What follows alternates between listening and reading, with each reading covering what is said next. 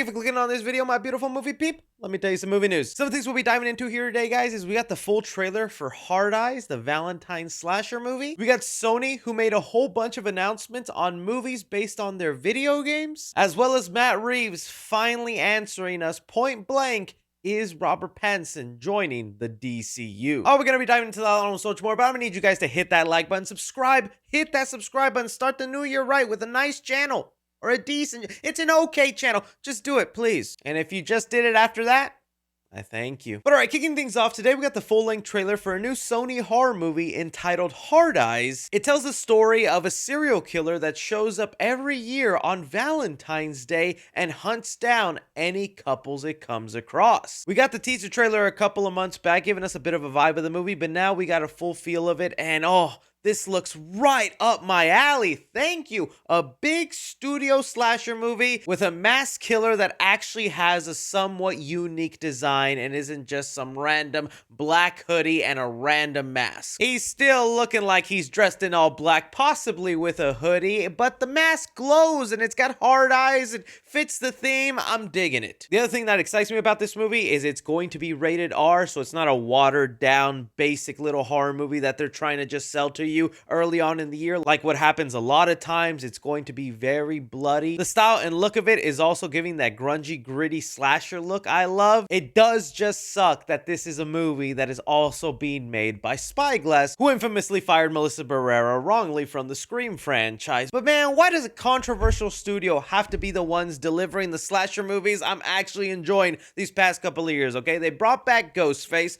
liking what they did there. Then they did the Hellraiser reboot that I also thought was really nice. The Thanksgiving movie, big surprise. We all thought that was just gonna be a stupid little horror movie, and it was actually pretty decent. And now they're coming out with a Valentine's Day themed slasher movie. Spyglass, I need you to get your things together, because this is the kind of stuff I need, especially when Blumhouse is over here making movies about haunted swimming pools and imaginary teddy bears that do very little the whole hour and 30-minute runtime. But remaining unbiased with you guys and just being honest on my thoughts, I think this looks really cool. I think it'd also be so funny if one day they somehow did a crossover with the Valentine Day Killer and the Thanksgiving Killer. I'm surprised Blumhouse doesn't invest in that more. They just did the Halloween franchise and that made you buckets of money. Granted, because it's Halloween. But also I forgot they did announce they're doing a reboot of the My Bloody Valentine movie, so Blumhouse will also have a slasher Valentine movie in the works. I guess we'll compare and see who does it better. But you guys,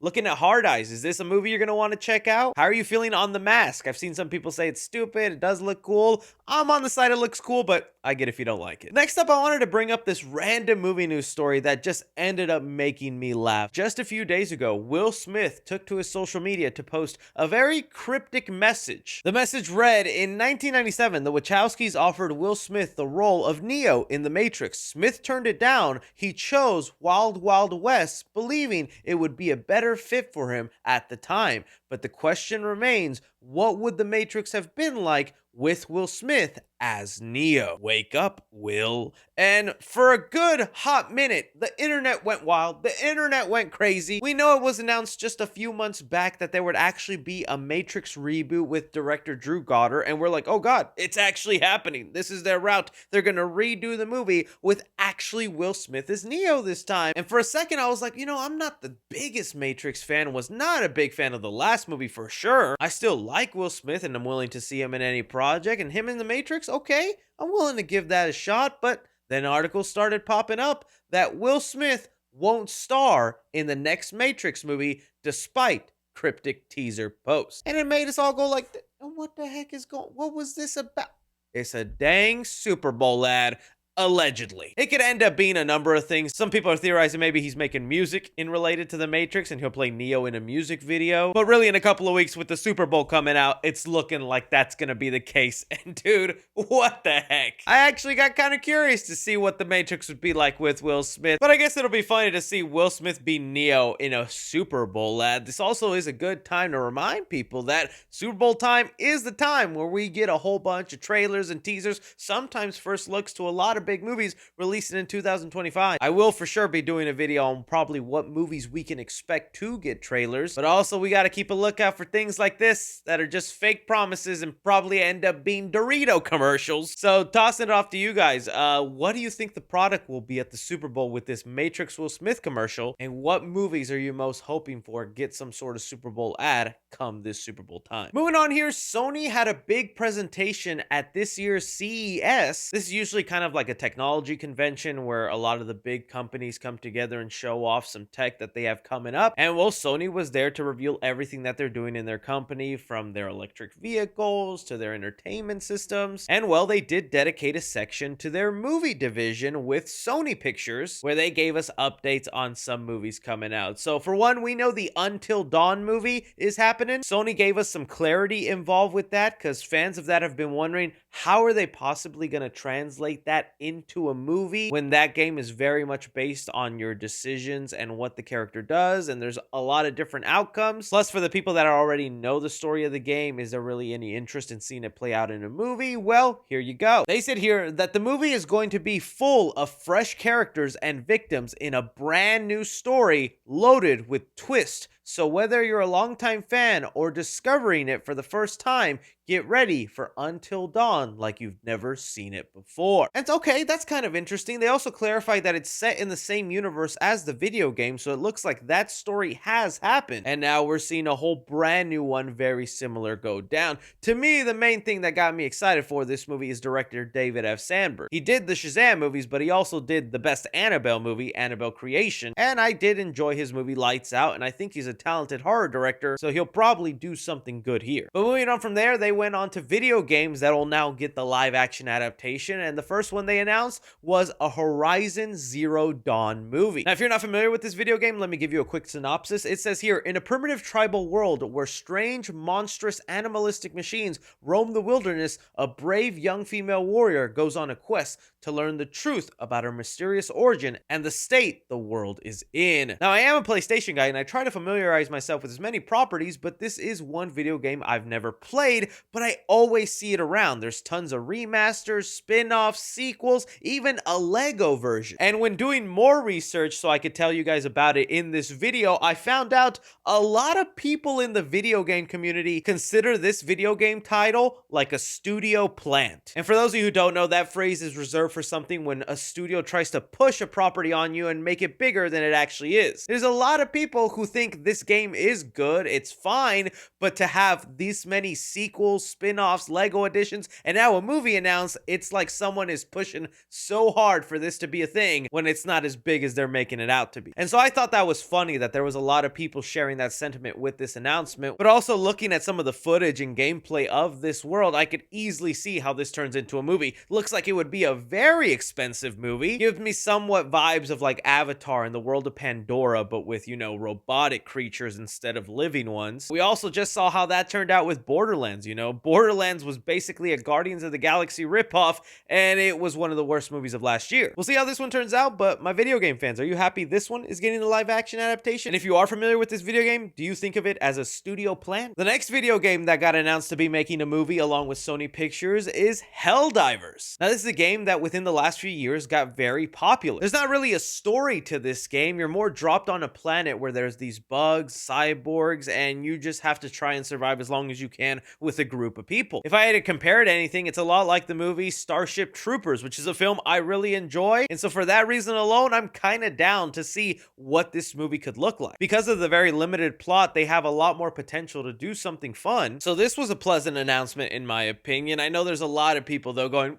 dude, that's it? Sony, where's the Crash Bandicoot movie, the Sly Cooper, God of War movie? I think Sony is working its way to all that. I think God of War was still announced for a TV series, but no updates on that. The Ghost of Tsushima video game did get an anime announced with a first look photo. That one's also that got a movie announced with the director of John Wick, Chad Stahelski, but there hasn't been much of an update on that either. There's still rumors that Uncharted 2 is going to be happening, but again, no updates on that. So Sony and PlayStation are working hard on a lot of different projects, but these are the newest ones announced. Which are you excited for, and who do you think should be next? Bringing us now to talk about about the Batman. Oh, I know you guys are probably sick about talking about it because I feel kind of sick of talking about it now. These rumors that the Batman, Robert Pattinson, is going to be joining James Gunn's DCU. Well, until very recently, they were just rumors that were growing from a bunch of different sources, but now finally somebody has asked Matt Reeves point blank about these rumors, and well, here is his response.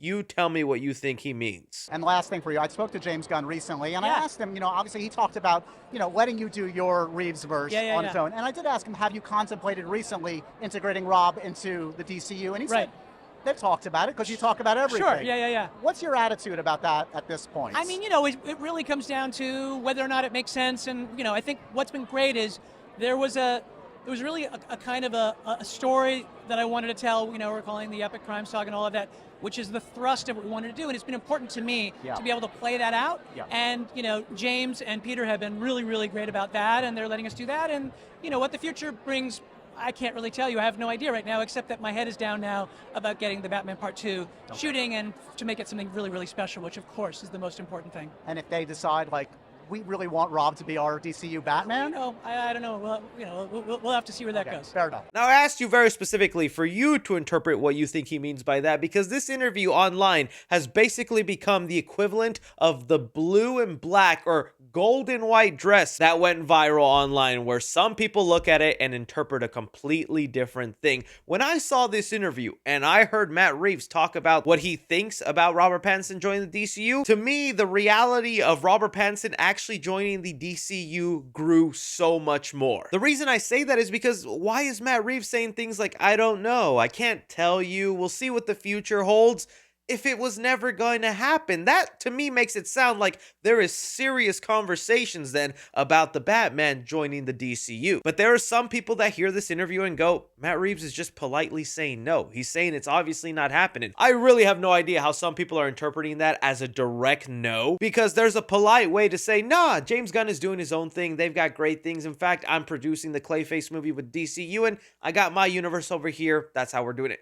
Literally, could have just said that. There was no reason to be wishy-washy about, we'll see, maybe, yeah, we'll see what the future holds, unless there's serious conversation about it. Especially also because James Gunn has said it multiple times in the past that they're separate universes, that they're not together, but we've learned time and time again, James Gunn does change his mind. Case in point, the title for the Superman movie, Superman Legacy, became Superman. So yeah, this isn't 100% confirmation or it's like for sure happening, but the percentage I had before this interview was like at 30% chance Robert Pattinson joins DCU. After this, it went up to like 50-60. I think the main hesitation and the reason they're not clarifying if this is happening is because they gotta wait and see if Superman wins. That is the big start to the DCU. If that movie isn't received well by audiences, or if it flops really badly, there is no point announcing right now that Robert Pattinson is joining the DCU and then you just made him inherit a dead universe. When his movie has already been proven to be a success, $800 million at the box office, probably gonna be a big success when it comes out with the sequel. I think some things are riding on Superman doing really well, and then maybe Batman fits in. And then we could have a whole conversation about whether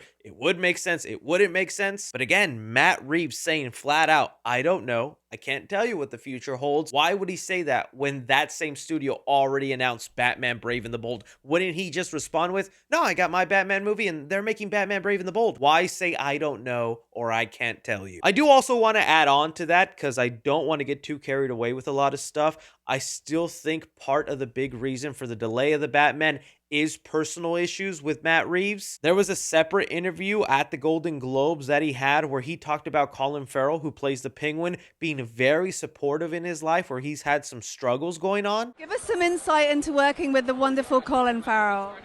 I mean, he's a genius. He's just absolutely brilliant, and our entire cast is incredible. But he's also just such a wonderful person. There a lot of stuff going on sort of in my life in the last year or so, and he has been such a good friend, such a beautiful man, and so I have to say that I've loved it on so many levels. And again, other scoopers had hinted that maybe the delay of the Batman has nothing to do with the DCU or this sort of merger, but personal things going on in Matt Reeves' life. So Although we are speculating, let's still keep it respectful and realistic with Matt Reeves. But I thought this was still worth bringing up because finally it's someone actually addressing the rumors, and the response is not what I thought it would be. This is where I throw it off to you guys. How do you take Matt Reeves' response to Batman possibly joining the DCU? But that is all movie news we can have going on right now, guys. I want to thank you so much for taking time out of your day to watch me talk some movie news. Don't be forgetting to hit that like button, subscribe if you haven't already. Follow me on Twitter at 3C Films or on TikTok at 3C Films. But as always, I'm Chris. Take care.